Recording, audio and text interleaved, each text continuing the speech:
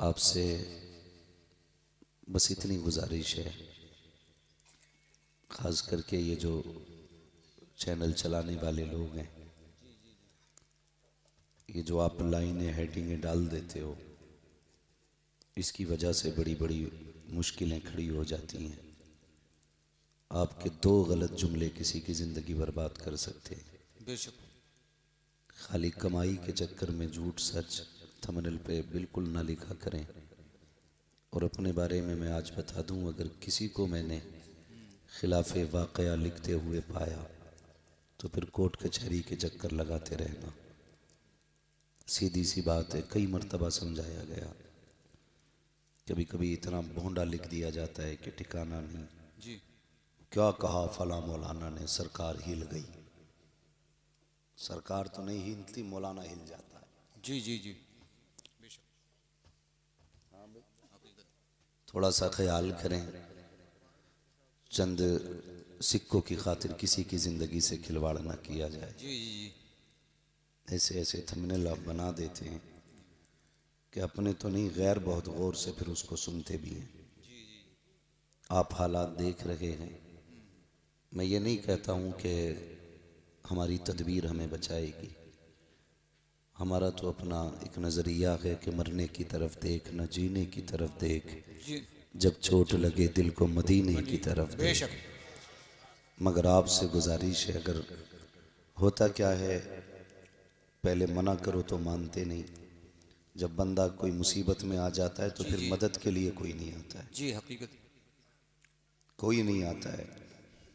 एक लाइन ने, सिर्फ एक लाइन ने जी हमारी कौम का बहुत बड़ा नुकसान कर दिया है। हकीकत। सिर्फ एक लाइन ने। अल्लाह ताला हज़रत अल्लामा मौलाना मुफ्ती सलमान अज़हरी साहब क़िबला को मौला करीम बखैर व आफ़ियत के साथ निजात और रिहाई अता फरमाए। आमीन आमीन। हाँ, हैरत होती है, वीडियो चलाने के लिए इतनी बड़ी लाइन लिख देते हो। अब किसी की माँ ने दूध नहीं पिलाया, उन्हें बचाने के लिए कुछ लिख दे। ये कंडीशंस हमारी है और इसके नुकसानात भी बहुत सारे हो रहे हैं। खुदारा मेहरबानी करें, थोड़ा सा लिहाज रखें।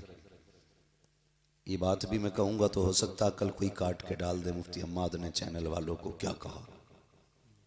तो ये चैनल वाले तो नहीं सुनेंगे, अलबत्ता और लोग सुन लेंगे। आज तक किसी वहाबी देवबंदी की कोई भी ऐसी वीडियो वायरल नहीं होती जो उनके मजहब, उनकी मिल्लत को नुकसान दे। जी जी। जितनी वीडियोस ऐसी वायरल होती हैं वो तमाम सुन्नियों की होती हैं। लोगों के, भाई कोई बोल रहा है 1.5 घंटा 2 घंटा गुफ्तगू कर रहा है, हो सकता है उसके मुंह से कोई जुमला निकल जाए, जबान फिसल जाए, तो हमें तो हुक्म पर्दा डालने का दिया गया था, हम उसी को काट के वायरल करते हैं। कुछ लोग तो इतने गलीज टाइप के हैं, पेट पालने के लिए उन्हीं चीजों को वायरल किया जाता है जो जी ऐब जी होती है। जी। ऐसे लुकमों से तो कुत्तों की जिंदगी बेहतर है। जी। कुत्तों की जिंदगी बेहतर है। कई बार ऐसा नहीं हुआ, किसी मौलाना की तंबाकू बनाते वीडियो डाल दी, किसी की बात करते कि देखो मौलाना क्या कर रहे हैं। भाई इंसान है मौलाना भी। तुम्हें मालूम है पर्दा पोशी कितनी बड़ी नेकी है। फरमाया गया जो दुनिया में किसी का ऐब छुपाएगा, अल्लाह आखिरत में उसका ऐब छुपाएगा। बेशक बेशक। ये बातें मिंबर पे हमें नहीं करनी चाहिए, हम बचते हैं, लेकिन मजबूरी, हद हो गई। किसी की जाती रंजिश होती है तो मिंबर पे लाके निकालता है। माँ के ने दूध पिलाया है ना, तो जिस मौलवी में कमी है उसके घर आके बैठ के बात कर, घर आके बात कर। एक आज मुझे दिखाया किसी ने, एक मौलवी तकरीर कर रहा, अच्छा खासा पुराना सुलझा हुआ मौलवी, सुलझा हुआ मौलवी, अच्छा खासा मोटा तगड़ा 8-10 रोटी खाता होगा, लेकिन अकल घास बराबर भी नहीं है। इस्लाह के ये तरीके नहीं है। ऐब, सत्र, पर्दापोशी, ये कितना बड़ा, ऐबों को छुपाना ये कितनी बड़ी नेकी है। हुजूर महराज में गए, जन्नत में गए, संदूक खोला, जुब्बा निकाला, मालिक इजाजत दे, इसे ले जाना चाहता हूं। आवाज कुदरत आई, महबूब लेके तो जाओगे, दोगे किसे? ये जुब्बा दोगे किसे? कहने लगे मालिक तू बताना किसे देना। फरमाया ले जा, लेकिन उसे देना जो मेरे राजों को पहुंच जाए। जी जी बेशक। बहुत गौर से मेरी बात सुनिएगा, जी जो मेरे राजों को पहुंच जाए उसको ये जुब्बा देना। हुजूर आए, सबसे पहले सदाकत के ताजदार, जी जी मुस्तफ़ा के यारे गार और यारे मज़ार हज़रत अबू बकर सिद्दीक को महबूब ने बुलाया। कहने लगे यार जन्नत से ये जुब्बा लेके आया हूँ, बता अगर तुझे दे दूँ तो तू क्या करेगा। तो अबू बकर सिद्दीक ने अर्ज़ की या रसूल अल्लाह, अगर ये मुझे दे दिया जाए ना तो फिर मैं पूरी कायनात में सदाकत को आम कर दूंगा। जी जी बेशक। अगर ये जन्नती जुब्बा मुझे दे दिया जाए तो मैं पूरी दुनिया के अंदर सदाकत को आम कर दूंगा। महबूब ने फरमाया बात तो बड़ी है, लेकिन रब के राज को नहीं पहुंचे। फिर बुलाया हजरत उमर फारूक आजम को। उमर ये जन्नत का जुब्बा है, मैं लेके आया हूं, अगर तुझे दे दूं तो क्या करेगा। कहने लगे महबूब अगर ये मुझे मिल गया ना तो मैं पूरी जमीन पे आदल कायम करूंगा, पूरी जमीन पे आदल कायम कर दूंगा। हुजूर ने फिर फरमाया बात तो बहुत अच्छी कही, लेकिन अभी रब के राज को नहीं पहुंचे। फिर बुलाया हजरत उस्मान गनी को। मेरे उस्मान जी या रसूल अल्लाह ये जन्नत का जुब्बा है, अगर तुझे दे दूं तो क्या करेगा। महबूब अगर ये मुझे दे दिया जाए तो कायनात के एक एक फर्द के अंदर मैं हया लाजिम कर दूंगा, बेशक। एक एक शख्स को हया वाला बनाऊंगा। महबूब ने फरमाया बात ये भी बड़ी है, लेकिन रब के राज को नहीं पहुंचे। बेशक। फिर बुलाया आखिर में मौलाए कायनात मौला अली को। अली ये जुब्बा है जन्नत का, अगर तुझे दे दूं तो क्या करेगा। अब सुनना, हजरत अली ने कहा था या रसूल अल्लाह अगर ये जुब्बा मुझे दे दिया जाए ना तो मैं लोगों की पर्दापोशी किया करूंगा, सुभान अल्लाह सुभान मैं लोगों की पर्दापोशी किया करूंगा। महबूब ने सीने से लगाया, फरमाया अली तू रब के राजों को पहुंच गया। बेशक। अब समझ जाइए पर्दापोशी कितनी बड़ी नेकी है, जी जी बेशक। कितनी बड़ी नेकी है। लेकिन जो जितना नंगा कर दे सामने वाले को वो उतना बड़ा होशियार है, वो उतना बड़ा काबिल है। कायनात में सबसे बड़ा आलिम बन के मेरा नबी तशरीफ फरमा हुआ है। जी बेशक बेशक। और महबूब ने कभी किसी को जलील नहीं किया। जी इस्लाह फरमाई मेरे नबी ने भी, लेकिन कभी किसी को जलील करके नहीं। ऐसे इस्लाह फरमाते थे कि इस्लाह भी हो जाती थी और किसी को हया तक नहीं, शर्म का सामना नहीं करना पड़ता था। बेशक। तो खुदारा आदि बने इस चीज के, अगर आपकी नजरों के सामने किसी से कुछ गलत भी हो गया तो आप उसको पर्दे में रखें, पर्दे में रखें। चंद रुपए की खातिर हमें किसी की जिंदगी का सौदा नहीं करना है। ये है दामन, ये है गिरेबा, आओ कोई काम करें। मौसम का मुंह तकते रहना काम नहीं दीवानों का। आपसे बस इतनी सी गुजारिश है, हम अपनी सफ़ों के दरमियान इत्तेहाद पैदा करें, हम अपने बीच मोहब्बत पैदा करें। जो इख्तलाफात की हवाएं चल रही हैं इनसे निकल करके मोहब्बत पैदा करें। याद रखिएगा मोहब्बत इत्तेफाक उन्हीं के दरमियान होगा जो ईमान वाले होंगे। बेशक। बेईमानों से कोई इत्तेफाक नहीं है, नहीं करना है। जी बेईमानों से कोई इत्तेफाक नहीं करना है, इसलिए कि ईमान को लेकर के किसी से कोई कंप्रोमाइज नहीं किया जा सकता। बेशक। ईमान असल है, ईमान असल है। होता क्या है, आदमी रिश्ता करने जब जाता है ना तो पैसे देख के वहाबियों में भी लड़की दे देता है, जी जी। पैसे देख के बद मजहब की बेटी ले भी लेता है, अच्छा जहेज मिलेगा, जबकि उससे दुआ सलाम कलाम खैरियत तक की इजाजत नहीं है। बेशक। जो उसे हम नाश्ता कराते हैं ना घर में दामाद बना के, उसे मर भी जाए तो उसके जनाजे तक पे जाने की इजाजत नहीं है। जी जी जी। तो जहां जाने की इजाजत नहीं वहां घुसे चले जा रहे हैं, और सगा अब्बा बीमार है, खैरियत पूछने की फुर्सत नहीं। परिवार में इतनी बड़ी बड़ी नफरतें 4 बीघे जमीन को लेकर के मौतें हो जाती हैं, कहते मैंने कसम खा ली थी उसकी शिकल नहीं देखनी।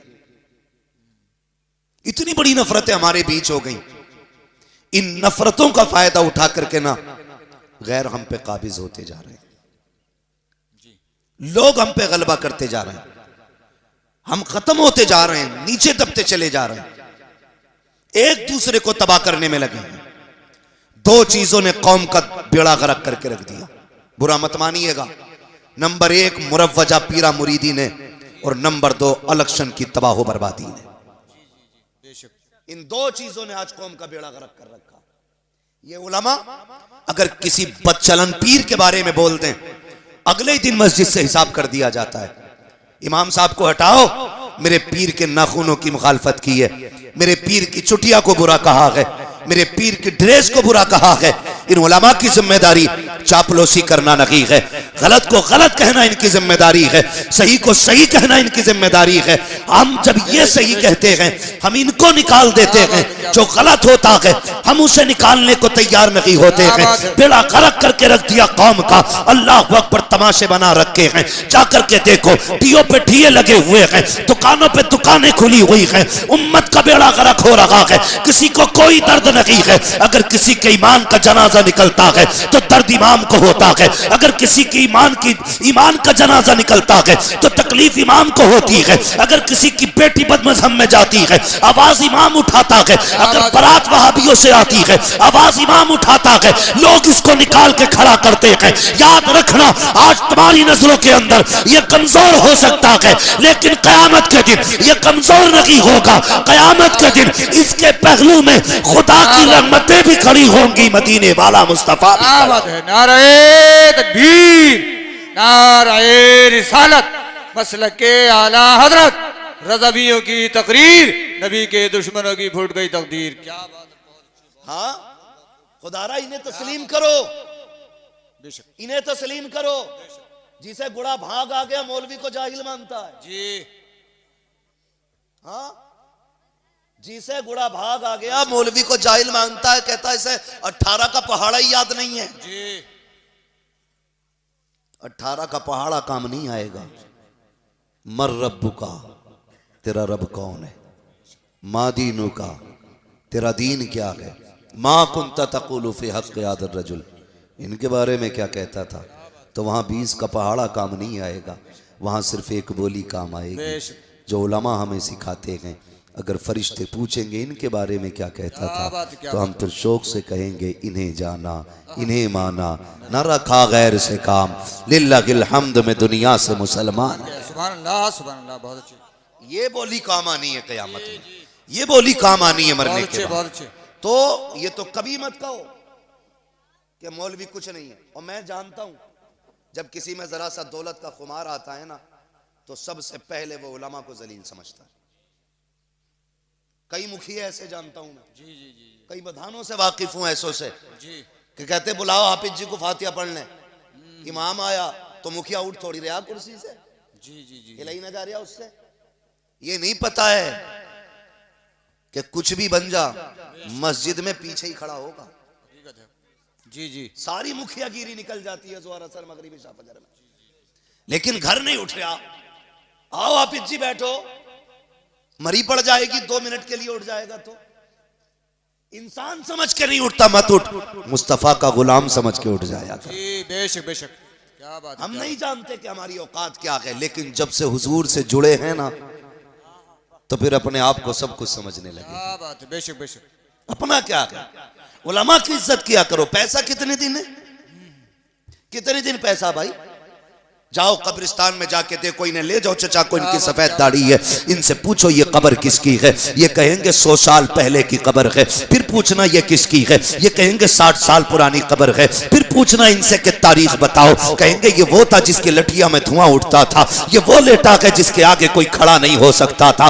पूछना कब्रों से बताओ तो सही, अमीर और गरीब की कब्र में फर्क क्या रह गया है। पूछना कभी आवाज दे के, मरने वालों तुम्हारे आगे लोग खड़े नहीं होते थे, आज तुम्हारी क्या गुजर रही है, तुम्हारा क्या मामला है। तो वो कहेंगे हम ये सोचते थे कि बिल्डिंगें बनाने वाला कामयाब है, दौलत वाला कामयाब है, प्रधान और मुखिया कामयाब है, लेकिन जब मौत ने धक्का दिया, कब्र में आके लेटे, आखिरी तख्ता लगा, लोग मिट्टी डाल के गए, ऐसा झटका कब्र ने दिया, दुनिया के सारे ऐश का जनाजा निकल गया।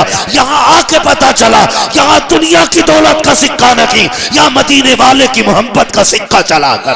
सुभान अल्लाह, सुभान अल्लाह, बहुत अच्छे, बहुत खूब, बहुत खूब। याद रखिएगा, क्या बात। सबसे ज्यादा कामयाब वो है जिसने आखिरत बना रखी। जी बेशक, सबसे ज्यादा कामयाब और अगर खुमार हो ना किसी को दौलत पे, चलो मैं तुम्हें दिखाऊं रब के करिश्मे। जो बड़ा हॉस्पिटल हो जहां पे ऑक्सीजन का इंतजाम हो, जाके चेक करना। ऐसे लगे पड़े मुंह पे मुझी के। अल्लाह सबको इज्जत और ईमान की मौत नसीब फरमाए। अल्लाह बिस्तर पे मौत नसीब फरमाए। बड़ी बात है जिसे इज्जत और ईमान की मौत मिल गई। आमीन। हाँ, अब तो ये भी नहीं पता यार मिट्टी नसीब होगी कि जी जी जी। कोई खबर नहीं है कफन मिलेगा कि नहीं। हाँ, हादसे इतने खतरनाक होते हैं, पहचाने मिटा दी जाती है। कुछ नहीं मालूम है किधर मौत आनी है, कहाँ मरना है। पहले लोग पकी उम्रों को देख के कहते थे कि हाँ भाई ये जाने वाला है। आज पकी उम्रों वाले बैठे रह जाते हैं, कच्ची उम्र वाले चले जाते हैं। कोई गारंटी नहीं है यार, कोई गारंटी नहीं है कि 70 साल जीना है, 60 साल जीना है। अल्लाह ने ऐसे ऐसे गुरूर तोड़े लोगों के, मुझी के लगा रखे, मुझी के। हाँ, मुझी के लगा रखे। जाके देखो ऑक्सीजन लगी पड़ी है, पूछो जाके पैसा कितना का हिसाब नहीं है, हिसाब ही नहीं है। लगता तब जब कभी ज़कात देता, जब दी नहीं ज़कात तो हिसाब कहां से पता चलेगा भाई। इतनी दौलत है कि कोई हिसाब नहीं है बंदों के पास। बेशक। अकड़ के मारे ठिकाना नहीं। अल्लाह ने गिराया, हॉस्पिटल के अंदर ऑक्सीजन लगा दी। वो कहता अब हमारी ताकत देख, ये तेरे पास तेरी दौलत भी है, तेरी औलाद भी है, पैसा भी है, फल भी है, जूस भी है, लेकिन खा के दिखा। कैसे खा सकता है? खाना तो बड़ी बात है साहिब, आज अपने हाथ से कपड़ा दुरुस्त नहीं हो रहा है, हाथ बांध दिए गए हैं बेड से, हरकत करेगा तो ये ऑक्सीजन हटा देगा या बोतल निकाल देगा। हाथ बांध दिए जाते हैं, जिस बेड पे पड़े हो उसकी पट्टियों से। आज ऐसा मजबूर कर दिया गया है। कल जो अकड़ के बोलता था तो लहजे में उसके जलाल होता था, आज इतना बेबस होके पड़ा है, पानी तक मुंह से नहीं मांग सकता है। डॉक्टर नब्ज पकड़ करके बता रहे हैं अभी से पानी की जरूरत है, अभी से खाने की जरूरत है, अभी से दवा की जरूरत है। मशीनें फैसला कर रही हैं आज इसके सीने की धड़कन का आलम क्या है। मशीन बता रही है ब्लड कितना ठंडा है, कितना गर्म है। हम तो ये भी नहीं कह सकते कहां दर्द है कहां नहीं है। ऐसा बेबस करके बिस्तर पे गिराया जाता है, कोई बचाने वाला नहीं आता है। इसलिए यार मैं कहता हूं आज अगर किसी चीज का गुरूर है तो घमंड का नशा उतार के फेंक दो, रब की बारगाह में छोटे हो जाओ, इतने छोटे हो जाओ, उससे कह दो मालिक ये जो दौलत है मेरी नहीं है, ये जो शोहरत है मेरी नहीं है, ये सब कुछ तेरी दी हुई है। अगर तू चाहेगा लम्हे में ले लेगा, अगर तू चाहेगा तादम ज़ीस्त बरकरार रखेगा। अगर तुम इतने छोटे हो जाओगे तो फिर ऑक्सीजन पे मौत नहीं आएगी। कोई सजदे में इंतकाल करेगा, कोई कयाम में इंतकाल करेगा, कोई ऐसे जाएगा कि यासीन पढ़ रहा था दुनिया से चला गया, कोई कहेगा नमाज में था दुनिया से चला गया, कोई कहेगा सलाम में था दुनिया से चला गया। और दुनिया ये कहेगी ये जो जा रहा है कोई आम नहीं जा रहा है बल्कि मुस्तफा का गुलाम जा रहा। नारे तकबीर, नारे रिसालत, मसलके आला हज़रत मुफ्ती हम्मद रजा साहिब क़िबला, दरसगाहे हमीदी का फैजान। भाई ये झगड़े खत्म करो। कई लोगों की झगड़ों को लेकर के ना बीघे बीघे भर जमीन चली गई, बीघे बीघे भर जमीन जिस पे झगड़ा था वो तो लठ मार के बिक गई। ऐसा मारा जमा के सिर में कि जितनी का झगड़ा था उससे ज्यादा बिक गई। जमीन छोड़ देता तो अम्मा के कंगन बच जाते, बीवी के कान का जेवर बच जाता, लेकिन लठ मार के जमीन तो गई गई, बीवी का जेवर भी बिक गया। हमारी समझ में ये बातें नहीं आ रही अभी तक। अभी नाक का झगड़ा, नाक का ले कैसे लेगा मेरे होते हुए। हाँ, हालात यही है। कोना अंदर नहीं करेगा बंदा मकान का, रोक के दिखा तेरे बाप में दम है तो। वो जो दम दिखाया उसने तो बंदे का ही दम निकल गया। हाँ, ये तो कब्रिस्तान चले गए और वो जनाब उधर चले गए। इधर इनके इसलिए यतीम हो गए कि ये रहे नहीं, और उधर उनके इसलिए यतीम हो गए कि वो बचे नहीं। यतीम दोनों के हो गए। जी जी। क्यों ऐसी जिंदगी के पीछे पड़े हम लोग? प्यार बांटो, मोहब्बत बांटो। अगर किसी पे किसी का जरा सा निकल भी रहा है, रब का बंदा समझ के माफ कर दे। खुदा तुझे अपने कर्म से कयामत में माफ फरमा दे। बेशक। कोई गुजारे होने, कोई काम नहीं है, खाली मेंढी कुरे देगा जाके खेत में भी। इतने इतने चालाक हैं कारी साहब, ऐसे फावड़े से मैंड काटता कि पता ही नहीं चलता कट गई है, और अगले दिन पानी भर दे तो मैंड लौट जा, तो कह रहा मैंने थोड़ी काटी, वो तो खुद गिर गई। अच्छा गिर गई तो वहीं रख दे, एक हाथ बढ़ा के रखेगा उधर को, और उसमें 3 बल होंगे ना, कहीं से तो सीधी आ गई। कमजोर आदमी नब्बाने पहुंचेगा तो हैं से नापेगा, मतलब दूसरे के खेत में घुसड़ कर नापेगा, और ताकतवर आगा तो कहेगा इधर टेढ़ी हो गई ना दीवार, हैं से है मेरा। तो ये हालात है हमारे, नियत दुरुस्त नहीं है। बरकत मैंड में नहीं होती है, बरकत नीयत में होती है। जी जी बेशक, बरकत नीयत में होती है। आप नीयत में गुंजाइश रखो, छोड़ दे यार, किसी के लिए क्या जाता है, तू किसी के लिए छोड़ेगा, अल्लाह तेरे रिज्क में बरकत अता फरमाए। जी जी बेशक, करेंगे इंशाअल्लाह ऐसा। जी जी इंशाअल्लाह। लठियां तो नहीं चलानी है। हमारे गांव के अक्सर झगड़े यही है, जमीन का झगड़ा, जायदाद का झगड़ा है। कह रहा दुकान फ्रंट वाली मैं ही लूंगा, फ्रंट वाली ले ली, भैया ने काम की दुकान अंदर कर दी, वो चल गई ज्यादा, तो कह रहा ना मैं तो पीछे वाली लूंगा। बंटवारा 20 साल पुराना था, ऐसे ऐसे था, अब रोड निकल गया बड़ा, तो कह रहा मुझे ऐसे ऐसे बांटनी है। खत्म थोड़ी हो रही है, बांटने पे फीता ही लिए घूम रहा। जितनी मेहनत फीता लिए कर रहा है, इतनी मेहनत कमाई में कर, अल्लाह इससे दुगनी तुझे अता फरमा देगा। सुभान अल्लाह, सुभान अल्लाह। लेकिन हराम पे नियत रहती है, हराम पे रख के देखो कोई दुकान। एक हमारे मुसलमानों के हालात ये हैं, अगर एक बंदा आइसक्रीम की दुकान रख ले, 4 बच्चे खड़े हो जाएं, अगले दिन सामने वाला आइसक्रीम की उसके सामने ही रखेगा। जी, कहेगा इसकी नहीं चलने देनी है कतई। हाँ बिल्कुल नहीं चलने दूंगा उसके सामने की दुकान। और फिर मक्खी मार रहे हैं दोनों बैठे हुए, दोनों की गई। दिल में जगह पैदा करो, बरकतें ऐसे नहीं होती। फरमाया गया तुम अपने भाई का ख्याल करो, अल्लाह तुम्हारे रिज्क का इंतजाम करे। बेशक बेशक, सुभान अल्लाह। करो ना इंतजाम दूसरों के लिए, कोशिश करो आप। लेकिन सामने दुकान खोलेगा दुकान वाले की, जी जी जी, और फिर बगल में हाथ डाल के जो गुलाम है बोले इधर को आ जा, ऐसे इधर को आ जा। जी जी, क्या लेना आया ना, नमक ना, वो 11.5 का देगा, मैं 11 में ही दे दूंगा। मगर कम कोई ना जी, ना बेचने वाला कम है ना खरीदने वाला। वो ना वो जाके क्या कह रहा मालूम है, उससे जाके कह रहा वो तो 10 में दे रहा, तू बता कितने में देगा।